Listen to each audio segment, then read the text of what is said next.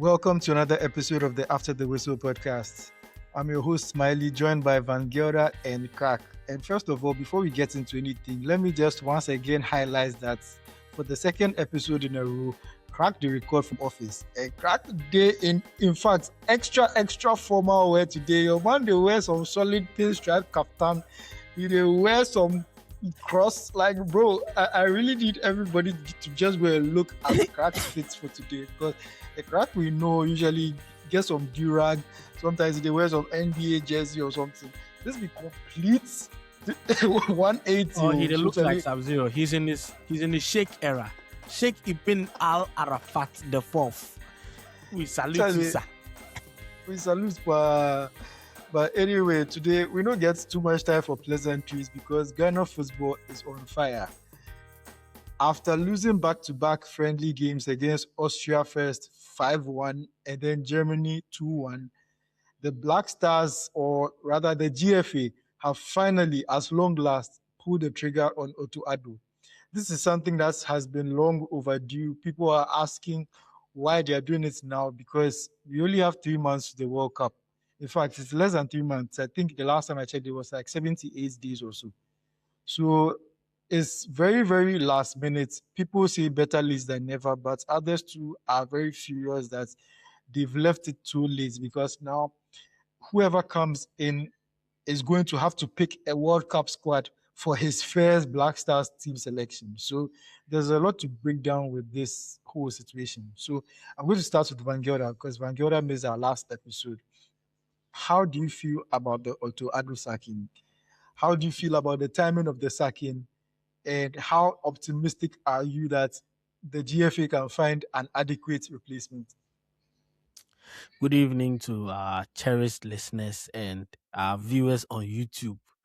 In fact, those of you that are just listening, you can't tell, but I have a very wide smile on my face because I'm a partially happy man. I didn't watch the game yesterday because I knew we would lose. In fact, when we equalized and I got a notification, I said, "Hey, we score goal." But eventually, I wasn't surprised that we lost. I went to bed and I quite remember that I was having a weird dream. But I said, what kind of Namanyama dream is this? Make I just turn up. I turn up. I said, make I just check my phone. What happened? I opened Twitter. The first refresh, no GFA. So at first I thought it was a them parody account some. So I clicked the profile top, but I see official Twitter account of the Ghana Football Association. GFA part ways with Coach Otto Addo. Then still I see be true. So I scroll down, I say I make I go check Kawawa page. So I check Kawawa page, I check Frontrunners page where I see it be true. Where I say then I want to not do worship, but then my madam bed. So I say, okay, make her sleep. If I wake up, then I go to them. But I'm a very, very happy man. This sack should have happened in November 2024 when Ghana lost to Niger. That was the time we were supposed to sack him. See, that was a good time to sack him. But the second best good time is today. So it's good that they've sacked him today. I'm not worried about the timing. Yes, it doesn't put us in a very, very precarious situation. And I'm sure we'll come to that. Yes, it does. 73 days to the World Cup. Effectively, the game against Wales will be the only match the new coach would have the full complement of his squad, because the game against Mexico, 28th of May, then clubs still did the way it be outside the window for international friendlies. So even the GFA has already announced that games have then go use like local team, then some under 20 boys, and some of the players they are on the periphery and are looking in to get into the Black Star squad for the World Cup. So basically, the only game he could get in full squad be the game against Wales sometime early. And I think between the game against Wales comes after the deadline for the submission of the full squad for the World Cup. But coming back, we will get to that side later. But coming back to Coach Otto Addo being sacked, bro, I'm the happiest man alive in that regard. See, that guy is not good. He's shy. I don't know why them chair. Look, in fact, when we didn't qualify for the AFCON, at that time, I heard that the only person and the only reason they didn't sack him is the other guy that I want gone, which is Keto Kuriku. He's the only reason. Apparently, the entire executive committee of the Black Stars or the guy were all like, this guy has to go. I've never heard in my young history that a coach can handle the Black Stars, not qualify for AFCON, and still have a job. It's like this GFA, they are, I don't know, if them see success, then they won't vomit. If them see mediocrity, then they run to. You see that meme of, what be name? Drake, where he do like this, they do like, yeah. So if them see success, then they do no. If them see failure, mediocrity, then they say, yeah, that's it. We are there. Why? We understand that Ghana is in a transition. We don't even have a right back. That's how bad. Like the pipeline be dry. We don't get solid right back where go play. So we have to play technically our best defensive midfielder a right back. You see, but this coach, whenever I watch the Black Stars, it just looked like they didn't know what to do on the pitch. Occasionally, they will look like they are solid defensively, but immediately we get the ball, we don't know what to do. Both games against Austria, and I've only seen the highlights against Germany, but in my own fair estimation and assumption, I'm pretty sure it's exactly the same thing. Why was Jordan Ayew so deep? Why was the striker so isolated? We have one of the most informed forwards in Europe in Antoine Semenyo. Why does he always look so ordinary when he plays in the Black Stars? Like, you go fit talk some things, maybe the player, somebody go, oh, the player's no good. But see, the mark or the hallmark of a very good coach is that you can take players that are seemingly not good and make something useful or competent out of them. Otto Addo never made the Black Stars look even remotely competent. One game per way, I go fit talk say maybe that one safe. That's the game against Smyly that he won away. Me, I thought he would lose and he won that game. I've not seen any other match that he's coached that we've looked remotely Look, I'm a Chelsea fan. I've seen Graham Potter. I've seen Frank Lampard. I'm looking at some hideous guy right now. Chino Achebe Rosinho. He get coached past anybody. I've seen hideous coaching. But Otto Addo's own is a discovery, one lie. And if you look at the criteria by which the GFA said they were going to hire a coach, 10 to 15 years experience, somebody who had the highest level of coaching license and must have coached at senior level for more than 10 years. Bro, at the time they hired him, his highest level was coaching Hamburg under 15. This is the guy we took Ghana Black Stars and gave it to and didn't sack after he didn't qualify for AFCON. So for me, somewhere, you see, a broken clock is right twice a day. So the GFA, somewhere, somehow have landed into the right decision. Whether they wanted to play gymnastics, whether they wanted to play athletics, whatever games they wanted to play with it, somewhere, somehow, they have landed into the right decision. But the worst part is they've landed into the right decision, but they still look so incompetent because you've not even given this new coach a chance to prepare the squad, to know the squad, to put out what he wants them to do or how he wants them to play. Basically, he has one game against Wales, and then the next game he's playing Panama, and it's already the World Cup. Obviously, I don't trust them to bring in a quality coach. If maybe the second time the working clock is right, is the appointment they go make, then maybe, just maybe, we are lucky. And maybe that competent coach can help them. But there's so much work to do on these Black Stars. There's so much work that the GFA has to do. You can't chop GFA president 3 consecutive AFCONs. 1, we no go. 2, them eliminate we group stages. But make we no talk. If you pet no football, if you pet they understand football past anybody. Like, bro, we've seen success before. We've been here before. And so for me, I'm delighted that he's gone. I'm more worried and angry about the timing of when they decided to sack him and the just the sheer level of incompetence that they've displayed. But let's just hope that, as I said, their next decision, which I have no faith in, by the way, is that they will land on some good coach and bring him, and hopefully the coach, even with this limited time, can at least put together a team that can represent Ghana properly at the World Cup. But it no go shock me if they can't serve we another serious bomb. Me, it no go shock me because that's their way. Every time they've had a chance to appoint a coach, they've made mistake after mistake after mistake after mistake. So it no go shock me if then go carry bomb, can give we tell we say this bread where you know be bomb, it be the best bread, even Japanese milk bread self, it hard pass. This one be soft, it be nice, it be cool. So that those are my preliminary thoughts. That I'm a happy man.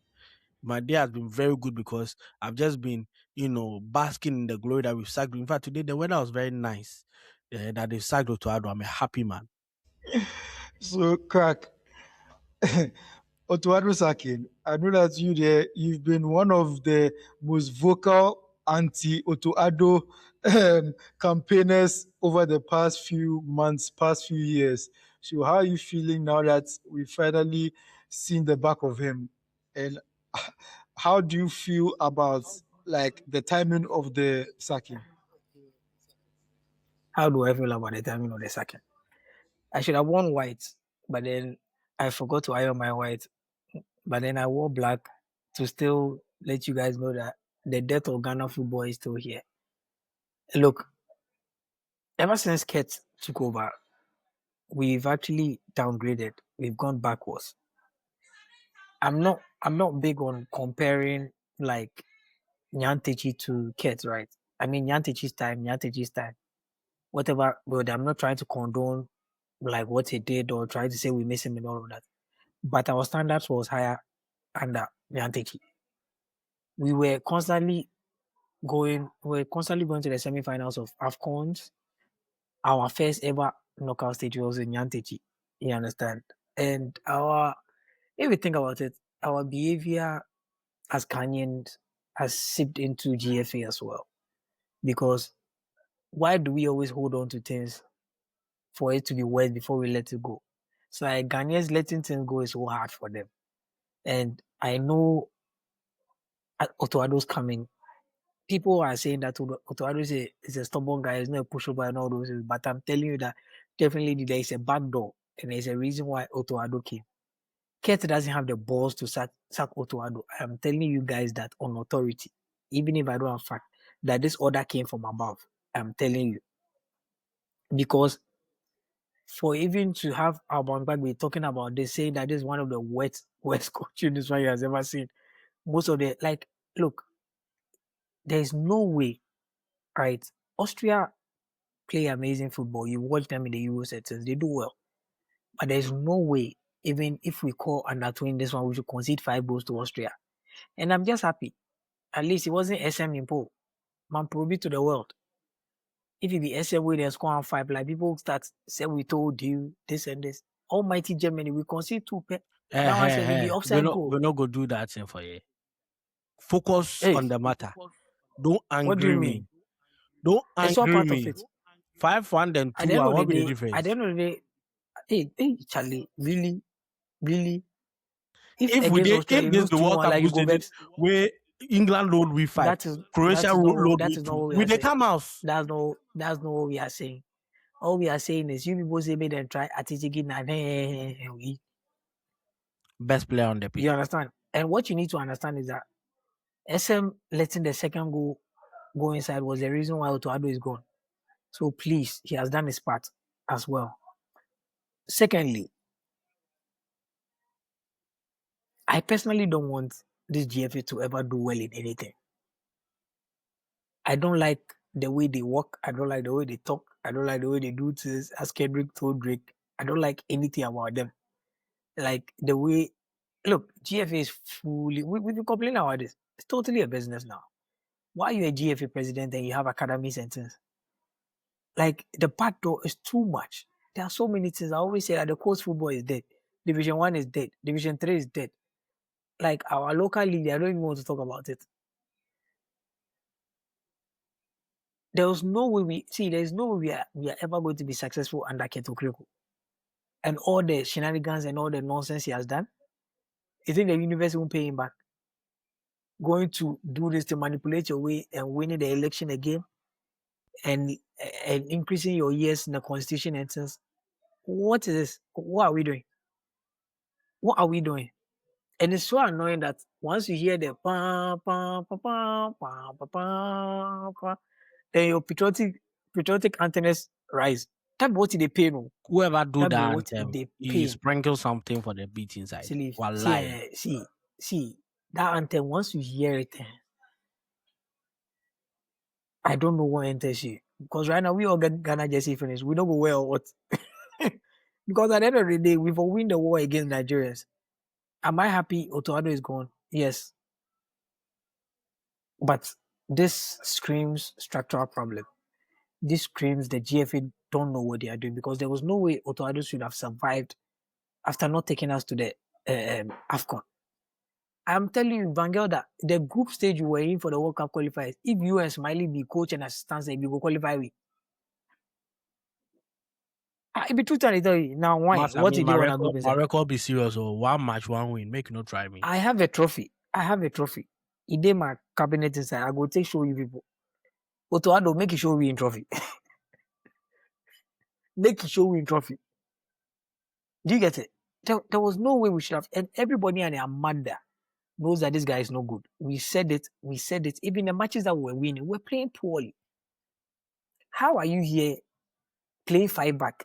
Like, we have so much quality not to be playing this silly formation.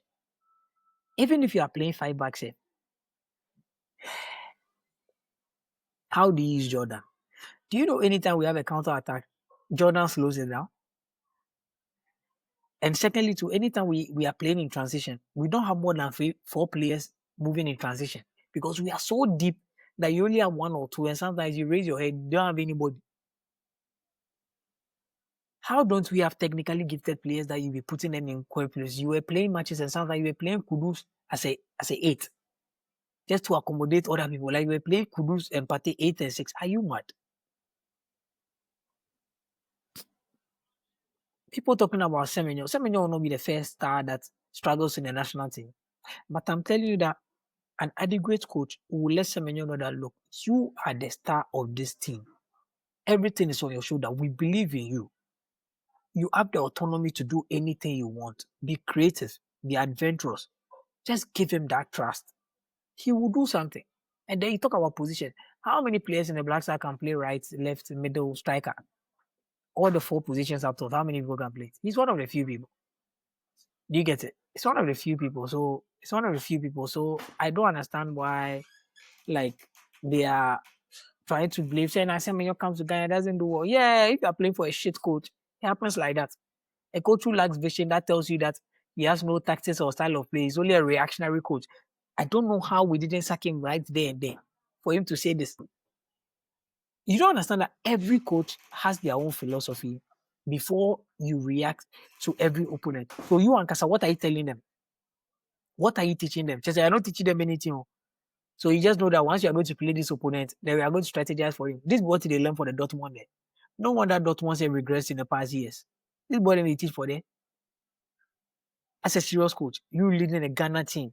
I was having this argument with people the other day that, like, this is one of our best attacking team we've had in a while. But they were arguing with me saying that, oh no, what am I saying? I was like, no. Collectively, right? This be the first time we have proper attackers that you know that even from the bench, you can bring people. You can say you don't rate Kamade. You can say this guy is playing in the relegation team, Fatah Ushaku. But he's the integral player in Leicester. You know, being fourth, I want to tell you, team bet to me I losing match, but one player they want to make a chance on Yade. And that's Fatah in Leicester. Do you get it? Whatever you say, see, when be the last time we get 2 quality attackers in the Premier League? When? We have Kudus and Semenyo. You can't tell me that we lack talent and attack. Do you get it? You can't tell me. See, I say Kudus, Semenyo, Inaki, this front three on paper can battle anything in the World Cup. Tell me, say they like. Check the team. Most teams, they not get attack. They get defense and they don't get attack. How many people get good attack like this? Kudus not be slouch. Semenyo not be slouch. Inaki not be slouch. Do you get what I mean by that? So if even you go force Jordan play, let him play behind the striker. 4-2-3-1, finish. Because one thing I like about Jordan is how he's hold that play to win fouls and all those. Then bring him once again. But unfortunately, right now he's a captain. The new coach will come. I don't know if he will maintain a captain, but then GFA will intervene and say Jordan in time, make him be a captain. The interference be too much in our football now, more than ever. Too much now, more than ever. And Otto Addo to say that we don't have enough quality, trying to find out, are you mad? Are you mad? When the last time we get proper influx of foreign players playing in good leagues? So see, this one a crop of players. We say they play fucking leagues like that too. First time if you call people from Israel and Uzbekistan and things so. Think about it too. Almost 90% of our players are in Europe. It is Smyly, are they like think about it. And we have a group of young players. Then they call players, we don't say them are age catch them. But we have young players that if you put a competent coach under there, he can groom them in years. They'll be playing for years to come. From the Muamers to the Ishaku to the Semenyo to they're all young. When was the last time? We've had, like, aside the day, may his soul rest in peace. What's his name? Achu. Dede Achu, right? Asamoah was much older, but even that's safe. You understand? Even if you think about that time, how many attackers we get? If you watch one at bench, how many? If you come out Asamoah Dede, what then will they do? Do you get what I mean by that? But even those teams have go finals of AFCON. That team even go finals of AFCON. Wakaso it is. Tell me, say right now we not get equally talented players we go mad. So why are we acting like we don't have crop of good players? All of them can be shit. Same way I will bring this United reference. I'm already make everybody believe say the players not good for a system. But you go, we see the same players, different system and a different management. See what we do. That's what I get up for now. So for me, like I always say, there's never a bad time to sack a bad manager. Like, even if it be the day before a match, 30 minutes before a match, if you go sack him. Amorim, if I get safe, like, go sack him half time of any match he played. So there's never a bad time to sack a bad manager. But at the same time, the GFA have not set us up for a positive World Cup campaign at all, because this is something that has been long overdue. I think Van Gelder was the one who was saying that this should have happened in November 2024 when we lost to Niger, because the moment they kept him on after that match, it set a new standard for the Black Stars. And that standard was a much lower standard than what we are used to. Because, like Crack was saying, under Nyantechi, nobody wants to give him any credit or anything. But at the very least, there are certain things that you know that they were unacceptable. And that's not to say that we want him back or anything, but it's just to show you that there's a certain level that you should never go below. Because these things is cultural.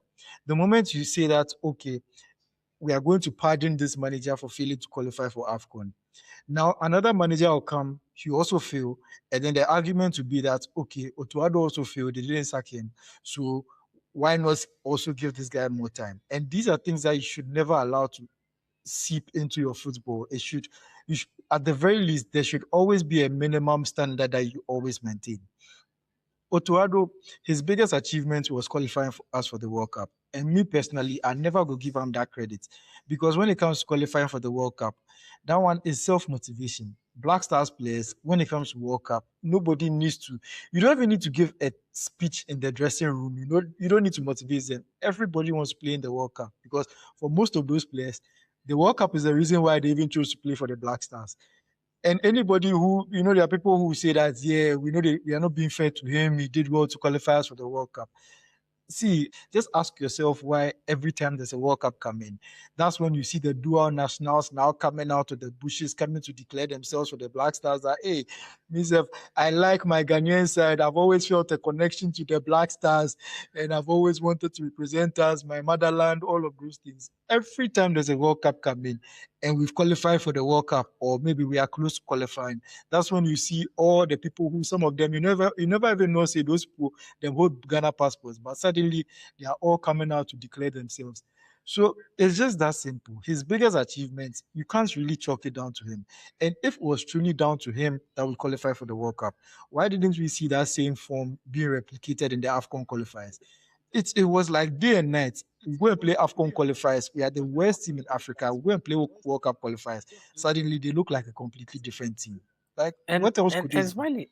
Smiley, Yeah. just to add to what you are saying, before I forget, even if you Yeah. study most of our matches, we're winning with set pieces or we're coming back with Yes. set pieces. We'll go long Yes. stretches of not creating anything. Then either Jiku or some deflection in the box, the pum one day, then that's when it opens the door. I'm not saying that winning ugly isn't good, though, but that was our staple. If you watch most of our matches, chance creation was hard for us. You understand? Because you ask yourself that this guy was always trying to force wing play or put players that play inside at the wings, and sometimes you have problem, and your wing backs are not supposed to be wing backs. Sorry, your creative midfielder was Jordan. That's all I can add. The person that he put in Oh, charge, your chief chance creator in the team was Jordan Ayew. and even the funny thing is that if you look at the stats that he was leading Africa or something in the I think either he was second or something in assist also, right? Most of them came from set pieces, declarized of football. Most of them came from set pieces, either from corner kicks or from free kicks. Trust me, only a few came from open play. And Most me, of them, I'm like even 90%, came from set pieces. I'm even very glad that you brought it up because I remember during the last round of international fixtures, there was actually a stat that said that about 60% of the Black Stars goals over the past 2 years or so had come from set pieces. So it not be something we boys just they talk like. It's actually we're actually scoring more goals from set pieces. From open play, we're hopeless. And the thing back to the timing of the sacking and everything, it just shows you that there's no plan for the Black Stars. Like the GFA just do things as they go. Because I think people have either forgotten or people don't know that just about a month or 2 months ago, the GFA made about 5 new coaching appointments, like coaching additions to the Black Stars bench. They appointed a new assistant coach. They promoted some of the youth team coaches to the coaching bench of the Black Stars. They added the Black Queens manager to the coaching staff of the Black Stars. That's Kimlas, Bio, Kegren, or whatever. Like they added 5 new coaching staff, and then after 2 friendly games, you say that you're sacking the manager, which shows that there was not actually a plan. Because if maybe you had already decided that you're on the verge of sacking Otto Addo even before these friendly games, you wouldn't be adding coaching staff to his backroom staff so soon before a new round of friendly games. Then suddenly you decide that okay, now in these 2 friendly games you've seen enough. You didn't see enough when we were playing AFCON qualifiers and we we're losing to Niger and all sorts of teams. But even now we go play friendly matches where you can even make an argument that we are missing some key players. That's when you decide to say, oh, now there is too much. We can't take it anymore. Like these are the things that it doesn't fill you with a lot of hope about the future of the Black Stars and whatever decision will be made going forward. But Otto Addo, nobody can say that he didn't deserve it. Like since he came, it's just been excuses after excuses after excuses. I think recently one of the last excuses he made was that the Black Stars, we don't have the talent pool of other countries like Germany and Argentina and co. So it's very hard for him to pick a set squad, and he's always having to try new players. And like it's very confusing because has there been ever been a time in our history when we've had the talent pool of those Argentina and Germany? When we went to, is it 6 AFCON semi-finals in a row, including 2 finals? Did we have that talent pool before? Now you're trying to make it seem like the situation has changed. Most of the time, the truth is the Black Stars, we usually have maybe a set of maybe like 12 players who most of the time they'll be called up. And then the others, the rest of the 11 slots or 13 slots or whatever it is, we are always trying new players. That's just what it is. The only thing I would say is that the Black Stars, maybe the slight disadvantage would be the fact that our players are scattered all over the world. I remember, was it a few months ago, there was this argument that I think it was in relation to the whole Benjamin Asare situation. And there was this argument people were making that for a lot of us fans, if you're not playing in the top 5 leagues in Europe, then we think that you shouldn't be good enough for the Black Stars, you shouldn't be called up and all of that. To some extent, I understand why it's an advantage for certain countries that have their players playing in those leagues. Because the truth is, if your players are scattered all over, it's very hard to gauge their talent level.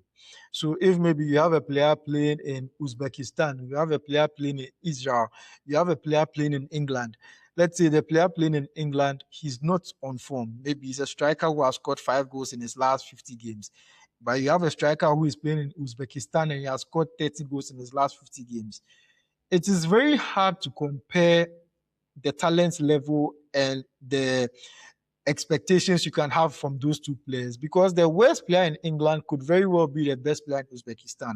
The only way to find out if truly they are on this level or they're on that level is to call them up and try them in the squad, see them feely. Because the thing is, African players too, in general, they are at a disadvantage in the sense that for European players, their path to the top is more straightforward. So you're a good player, some huge big academy in England will scout you, they'll add you to their team. You're able to peg your level easier. But as an African player, you're already at a disadvantage for the fact that maybe you're starting in Africa. Now you have to find your way into some European academy or some European team or whatever it is. By the time you even make it to the first team of one of those teams, you are already maybe 22 or 23. That's when like eyes are really coming on you. And that's for the lucky ones. Most of them 25, 26, if we are going by their real age.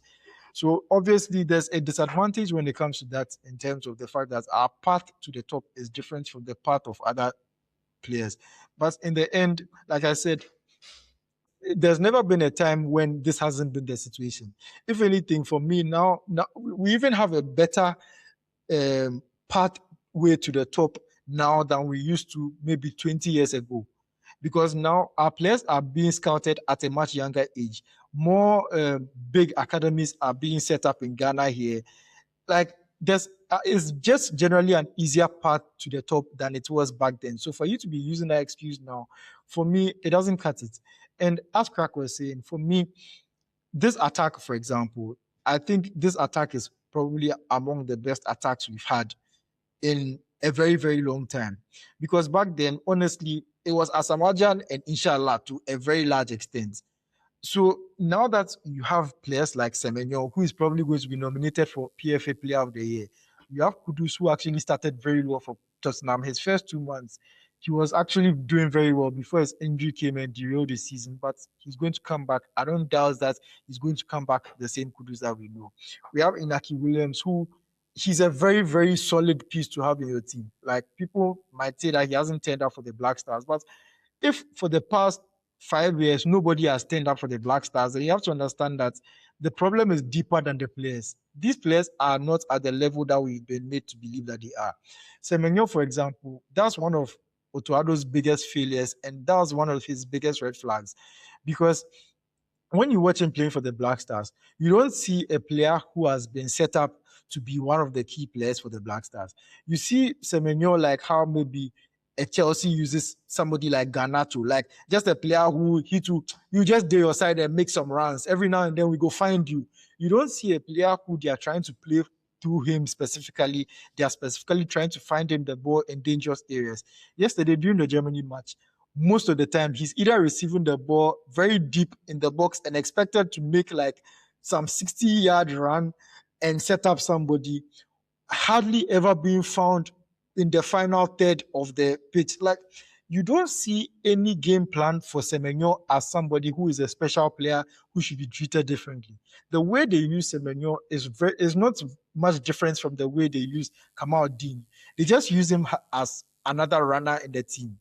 And it's the same for a lot of other players we have in the team. Caleb Irinchi, him, for example, he's one of the most in-demand midfielders coming up this summer. We've heard rumors about Man United scouting him, Liverpool, all the big teams are all going for him because Brighton are also going for him. And now everybody sees if Brighton they set you, we will go straight to source. We don't go wait to make Brighton go sign you there. Right now, if we come to middleman, they can't pay you 100 million. Right now, everybody won't go where Brighton they go shop for. So, and him too, he's been played as right back for the past how many matches? Obviously, like Van Gelder was saying, we have a lack of right backs at the moment. But in the end, I don't think I think there are players who are there who can be used or who are good enough to fill in over there. Because in the end, international football, not everybody you're going to have in your team is going to be a superstar. It will be like other teams all have world-class right backs or something. Sometimes it's just about how you use them. If maybe, for example, you have this right back who is not very good going forward, but he's very solid defensively, tell him that he shouldn't cross the halfway line. Teams in Europe are doing that now. See us now, how they are using center backs as fullback and all of those things. Those people are not like trends that they are going up and down, creating chances left and right. You just and it all comes to how you. It all comes down to how you profile your players, and that has just been one of Otto Addo's biggest failures. And it's very funny because they said that at Dortmund he was what, a talent scout or what, somebody who he identifies the best players in the academy and creates a pathway for them. I've not seen anything about him that shows that this guy, this is his skill set. So him, everything about him has just been an all-round failure. And what pains me is that like people keep saying that the GFA, they've hired plenty coaches and they've all failed and all of that. And that's what people fail to understand. Just because the GFA is failing doesn't mean that just the coaches they've hired to they can be bad. Like the GFA can be failing, the coaches they've hired to can be bad. So just because it's not entirely the coach's fault doesn't mean that the coach should be given time. Like you are all bad. It's just that the GFA we can't sack them as easily as we can sack the coach. So fortunately or unfortunately, the coaches will have to keep changing them until the GFA finally stumbles on a good one, because that's how it's going to happen. We are probably not going to specifically find or intentionally find one. We are just going to keep trying and trying and trying until one day by mistake we find like out of every 100, last one will fall inside. So that's just what the situation is. That's what our level is right now. But right now, in the coaching search, obviously, we have a very short time to find one.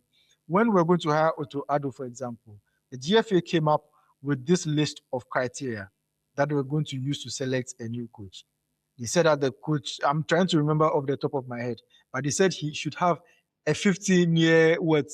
He should have 15-year experience in coaching, in top level coaching. He should be able to implement the style of football that they are going for. Till now, myself, the style of football, I don't even know the style of football that Ghana identifies ourselves with. But they see a style of football that's what they are trying to follow. And a whole other list of things. I've forgotten most of the things. But the problem was that Otto Addo didn't tick even one of the boxes. And the funny thing is that it took like about 3 months for them to finally even confirm him as the manager. So you wonder, like within that 3 months, what were they looking for if you are going to set out all these criteria and hire a manager who doesn't tick any of the boxes at all?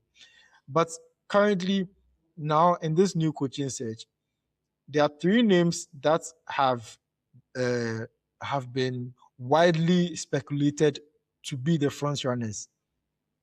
The strongest rumors have been Kwesi Appiah, the recently fired Morocco manager, who is Walid Regragui, and Hervé Renard. Is it Hervé Renard or Hervé Renard? Hervé Renard. His own, I think, is coming more from the supporters, because obviously most Ghanaian supporters, including myself, we've always seen Hervé Renard and Black Stars as a match made in heaven, for the fact that he has history with the Black Stars. In 2008, he was a fitness coach under Claude Leroy, and he himself has expressed his interest in the job a number of times. He actually applied for the job before we gave it to, was it one of those Serbian, Goran Stefanovic or one of those guys. And then he went on to go and coach Zambia and won AFCON with them to rub salt in our wounds. So he's one of the people who the Black Stars fans, I don't think will ever get over it until we finally see him managing the Black Stars. But Hervé Renard, Walid Regragui, and Kwesi Appiah, those are the three names. And at the moment, it looks like Black Stars. I am Black Stars fans. I am Black Stars fans. Before you came on, I was giving Van Gelder this analogy. You know that one girl, right? That she showed interest in you, but then you didn't have the same feelings, right? And then you right now watch a trajectory where Charlie, you got to a point where right now you realize the league she did inside, they reach. But she too during in prime to settle down. Where it can't happen, say right now she enter in late 30s, she not married, you not married. Like Momo, a trophy like that's yours. You will not know till you try whether that's truly your soulmate or it was never meant to be. I said this behavior Renard, we them. Wallahi, let's go for it. If you know work, then we'll all move on. La Sopadora. We go chop We block, go move on. shock. We go chop block, make we you not go shock. chop block. In right now, in Saudi self saka. We not go chop block. But The block we not go chop. See, the money he smell for Saudi like this, we not get butter.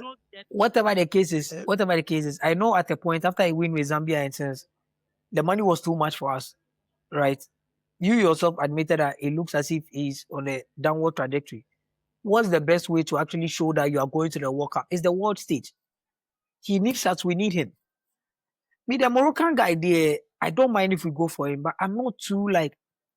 The reason why I'm saying that is Hervé Renard has experience with different cultures and different countries and different type of players.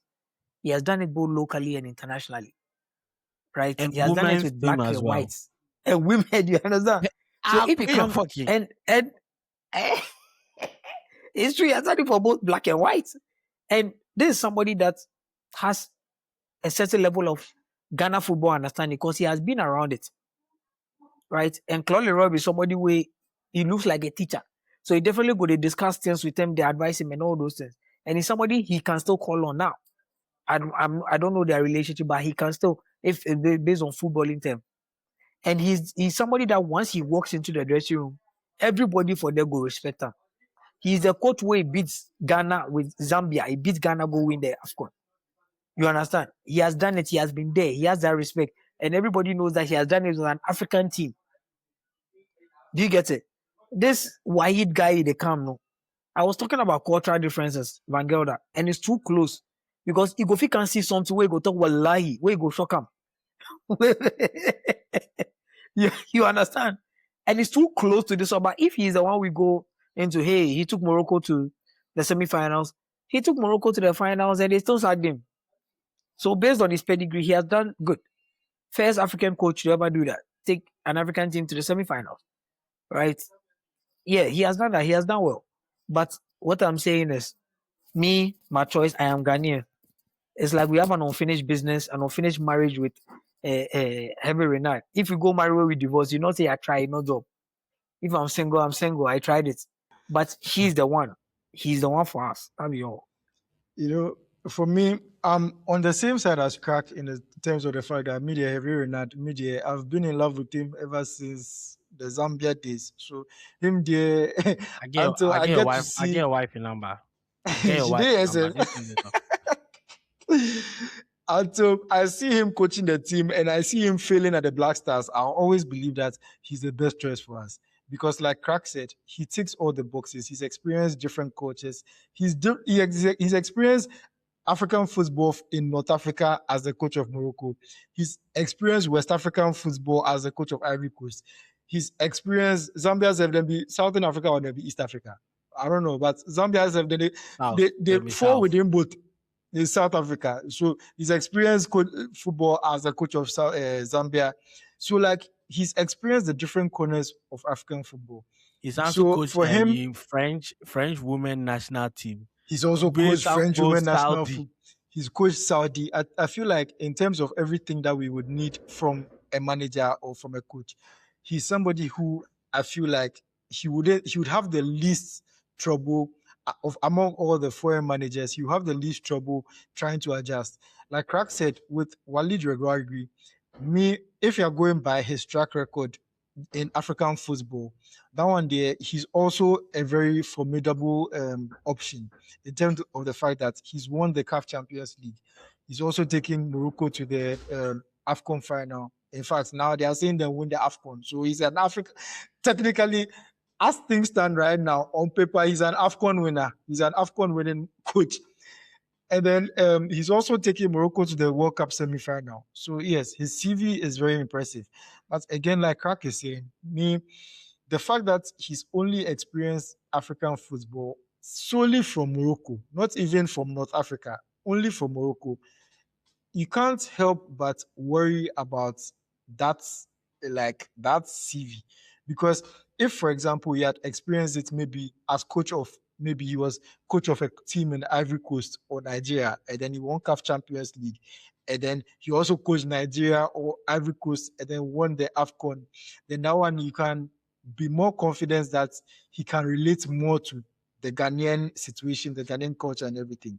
But honestly, when it comes to North Africa and West Africa, our culture is very different. You might as well be comparing somebody who has coached in Europe to somebody to an African situation. Like their culture is very different. I don't know how well that experience will translate to West African football. And there's also the fear that his experience with Morocco, it comes more down to his emotional ties to the Moroccan national team and as being a Moroccan manager and all of that, in addition to being the coach of Izzy Raja Casablanca or Wydad Casablanca, sorry. Those are more of emotional ties that you have to those teams that help fuel your motivation and everything. So even when you're motivating the team, there's a more emotional aspect of it. Yeah, when it comes to now coming to a West African team, it has to go beyond that. You're you can't just motivate, like when you're motivating your countrymen, like that one you're trying to let them know that this is going to be a huge achievement for us. Everything is us. That aspect, that angle. But when you're coming to us, the dynamics are very different. So as much as I wouldn't be too opposed to him being appointed, in terms of the fact that when I look at all the managers we've hired recently, almost everybody we've hired has been on a downward trajectory, or they are just on like, I can't say that we've hired any manager who has been on an upward trajectory. Correct me if I'm wrong. But if you take Milovan Rajevac, for example, that guy was in the footballing wilderness and we came to pull him out and decided that we are going to use nostalgia to bring him back and hope that he can recreate what he did in 2010. The same thing happened with Kwesi Appiah. We were lost we couldn't find any good managers. We said, okay, we will just give Kwesi Appiah again because he's taking us to, was it an AFCON final? Otto Addo, they just went and they decided that you don't even know what trajectory you can decide to put him on, because he took us, he qualified us for the 2022 World Cup, and then they decided that they couldn't find a manager again, so they decided to give it to him again. So it's not like he was on any trajectory at all. He wasn't coaching any team for you to say that he was going up or he was going down. He just decided to give it to him. Same with who was it? Which other managers? Chris Hughton. He too was also in the footballing wilderness. He had been sacked very early from his most recent jobs. We went to give him the job. So, like, the thing is, all our managers in recent times, they are all on a downward trajectory. Walid Regragui, you can't say that he's on a downward trajectory just because he was sacked by Morocco, because he did a phenomenal job with them. So his career too, he's still a fairly young manager. His career is starting. He's done very well. So that would be, for me, the first manager that we had that is actually on an upward trajectory. So in that regard, that would make me very optimistic about hiring him. And he would also have a lot to prove to the Moroccan people, because when you have somebody who has a chip on his shoulder and he's trying to show his ex-employers that they made a mistake in sacking him, I feel like to some extent that's also something that is fueling Kwesi Appiah in Sudan. And he has also done a phenomenal job with them over there. So in that regard, I honestly wouldn't be opposed to hiring him, particularly because for him, as I know, I don't know what his wage demands would be, but I know that it would probably be less than Hervé Renard. because Hervé Renard, as of now, I think he's been sacked by Saudi Arabia according to the rumors. But as of now, I know that he's earning within the region of $250,000 a month. Otto Addo was on $50,000 a month, and even that one self Ghanaians they complain. So this jump, like me, when it comes to paying coaches and all of those things, I don't really like that thing Ghanaians do where we try to just compare to other things. That why would they pay football coach this amount and we know they pay like doctors like, see, when it comes to football, you're operating within the football ecosystem, and this is the amount you have to pay if you want to hire a top manager. That's just what it is. You can't say that you go hire a top manager with $10,000 a month, like as if the person be some director for Cocoa Board or something. Like if you are play in the football ecosystem, you just have to accept that the best managers are going as this price. So if you want the best, you have to pay money that is within that region. So even the $50,000 we pay our managers and things, we are operating on a lower scale, and it reflects in the type of managers that we have. So if you want the best, you have to pay that type of money. It's just as simple as that. So in that regard, I also understand that jumping from $50,000 to $250,000, it's a huge jump. Maybe Hervé Renard will give you some discounts based on the emotional connection he said he had for us in the past. So I just know that it's as being the coach of Saudi Arabia, you are going to be obviously be paid more than the coach of Morocco. So based on that, I think the coach of Morocco or the ex-coach of Morocco would probably come at a lower price tag. So just based on that, I think I wouldn't be opposed to that. In addition, people have also mentioned other names, popular names like Pito, Mosimane, and all those other guys. I feel like that one too would also be an interesting prospect. So I feel like there are a lot of names that even on a temporary basis we can find some arrangements, because I know that there are also a lot of managers who would be very eager to also go and coach at the World Cup. Pito Mosemani, for example, I know that he's definitely eager to coach in the World Cup. So he would probably be willing to make some concessions for us if possible. Because he too, I know that he was being paid very well when he was coach of Al Ahly. So he also have very high wage demands, but possibly lower now that maybe you are going into a World Cup. He knows that there's a short time between now and then to prepare. I don't know. I'm just speculating. But yeah, for me, based on um, realistic appointments, I think Walid Regragui, he wouldn't be a bad option. But Rangelda, for you, who would be at the top of your list? I I'm not I'm not as keen on Hervé Renard as you both are, and that is not anything to do with his competence. I just have this weird aftertaste, bad feeling behind, like it just no work. Like I don't know. There's no logical explanation. So if you want a logical explanation why I don't think it will work, you are not getting one. Make I just talk that up front.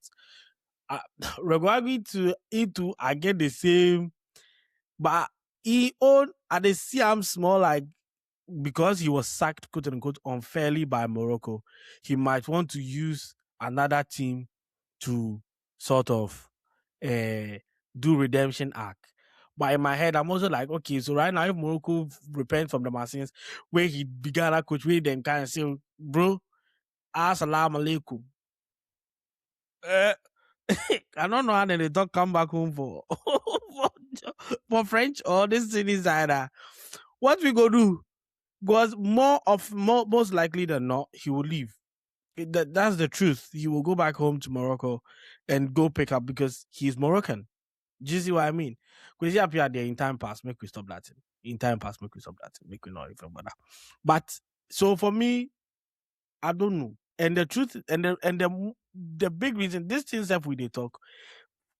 If it is FA, then go carry bomb can give we. You and I know. Then go take the job self give this one affair. It go shock you. Then just go take give this one affair. I've actually heard rumors about that one too. Desmond Ofen, like his day. So if I tell you, say, this thing we do, it be waste of experiments because at the end of the day, then go take the job, give whoever Right now, no, I see some they say to quickly say we've already received 600 applications. That be the same lie. Then tell we the time we then do this thing. Then go take. Make I read the criteria I give you. Number one, the potential head coach should be a proven winner in coaching top men's national team or club football. Let's remember that our budget is $50,000. Two, must have a football philosophy that aligns with or complements our DNA. DNA, Papa Ben. DNA, Papa Ben. Three, must but I'm sorry. If this be the criteria match our DNA, then why we shall go to Otto? wait. Make I tell you. If Please you 5 continue. points, if you meet this 5 points criteria, they will say it be thorough and strategic approach. Look at read. Three, must hold the highest football license in the world with over 15 years coaching experience. Four, proven, listen to this one, proven track record in team reconstruction, organization, and development of young talents.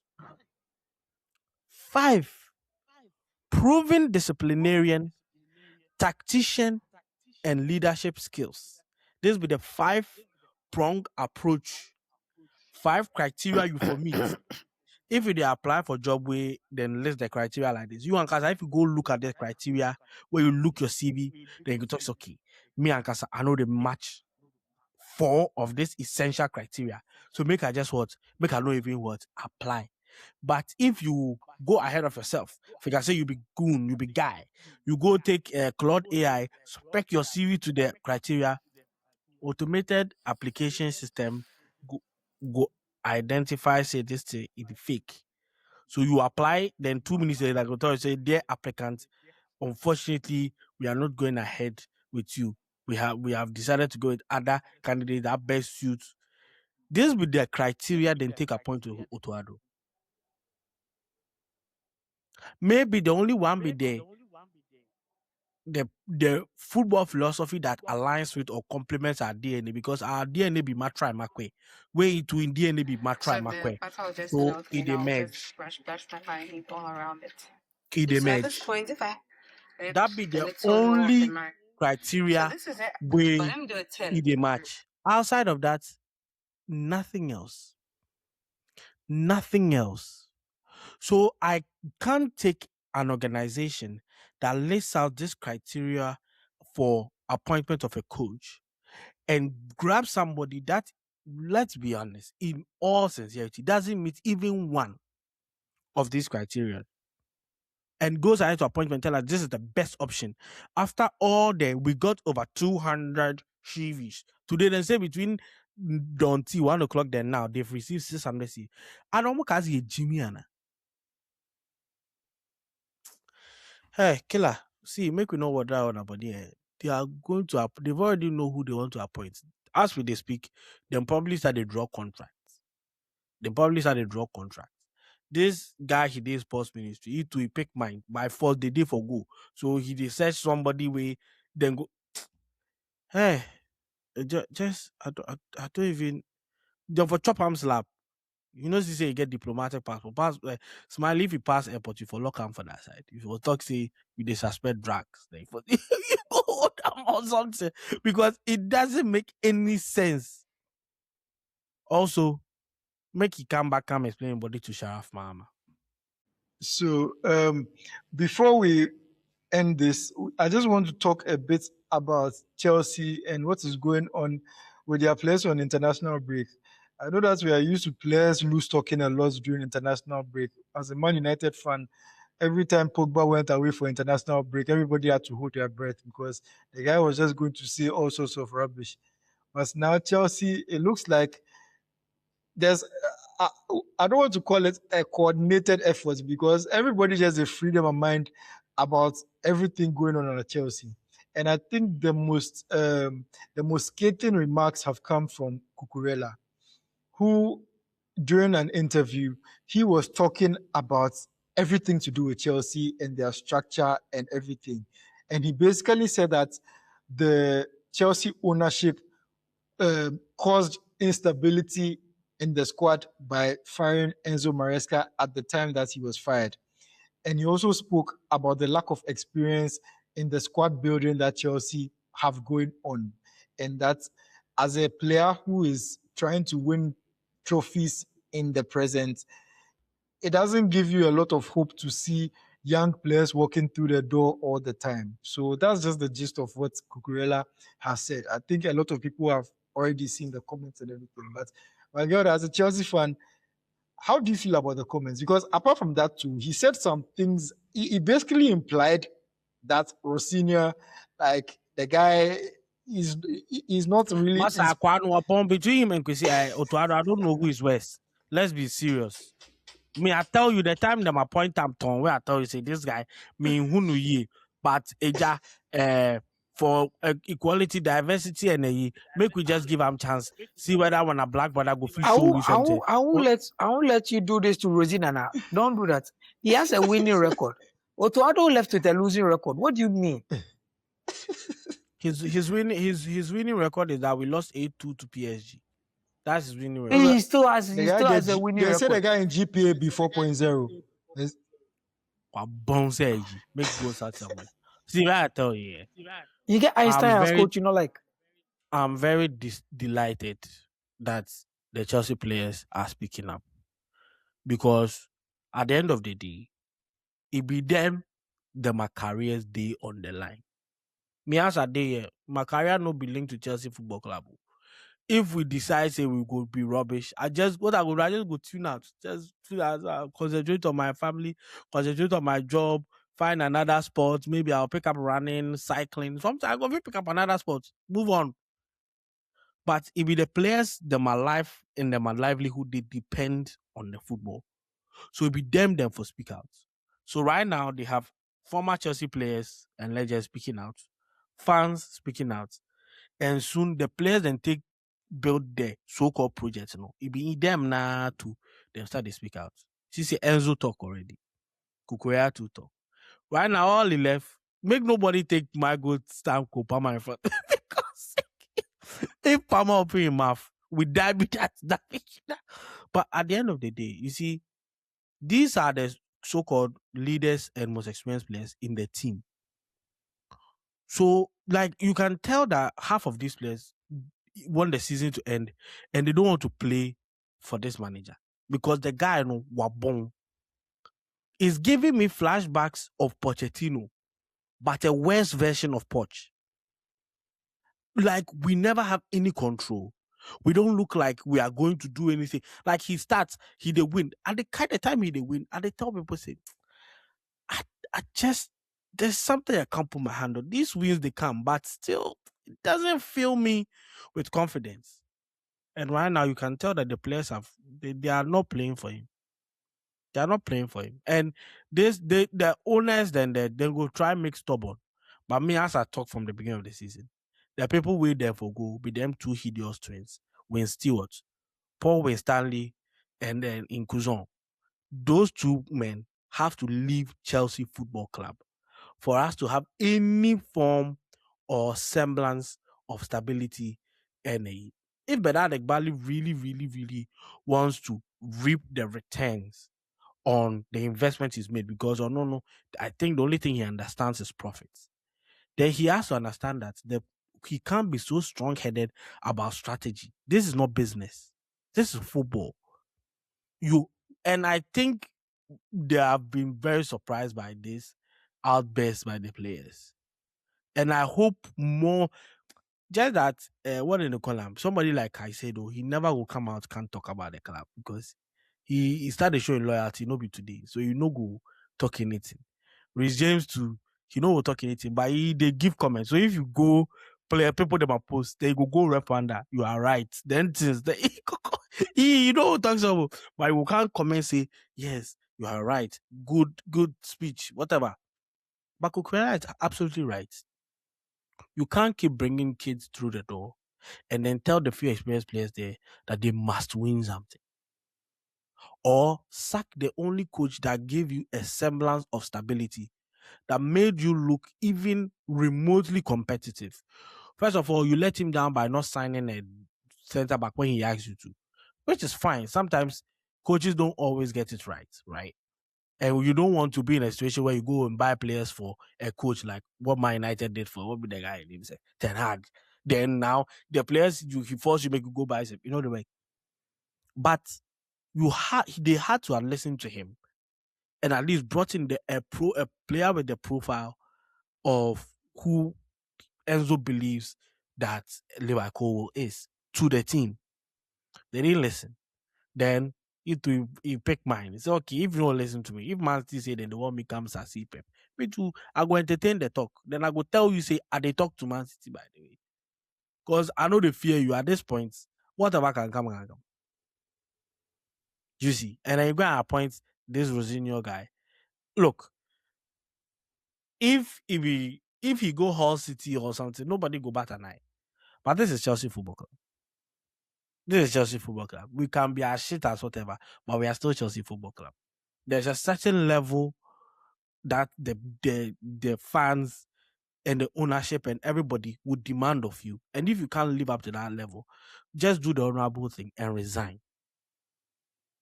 And resign. Finish. It'd be simple.